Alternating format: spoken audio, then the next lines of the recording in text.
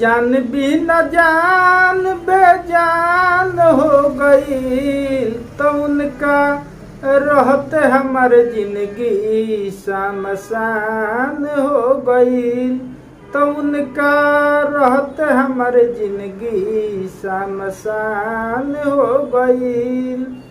मोहब्बत के मारली हो,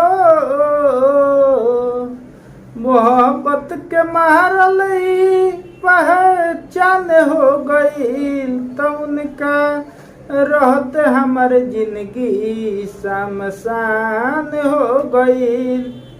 अन्हार जिंदगी में कैली आई के अजोरिया, घेर गइल मौत के अब काली रे बदरिया। देह जिंदा लाश के हो,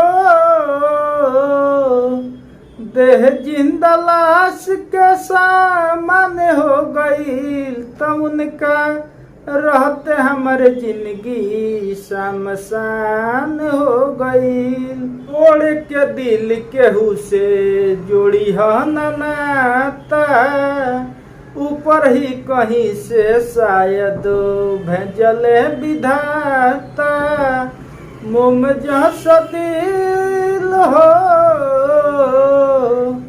मोम जैसा दिल बेईमान हो गई, तो उनका रहते हमर जिंदगी शमशान हो गई।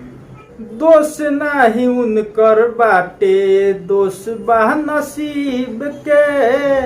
ओ पी अकेला से भैली दूर या करीब से, राजकुमार के हो मेहमान हो गई, तो उनका रहते हमर जिंदगी शमशान हो गई। का रहते हमर जिंदगी शमशान हो गई।